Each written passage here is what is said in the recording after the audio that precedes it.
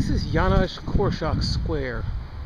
This is in memory of the man you see in this statue, Janusz Korzcak, who ran an orphanage in the Warsaw ghetto. When the children were being deported along with the rest of the ghetto, Korzcak was given the opportunity to not be deported to Treblinka because he was a very famous personality as far as being a child psychologist, author, and so on. Korzcak refused to leave his orphans. Korzcak and his 150 or 200 orphans marched together out of Warsaw to the trains that bore them to Treblinka.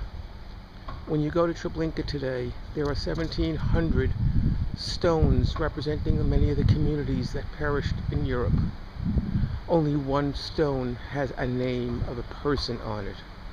That person is Janusz Korzcak.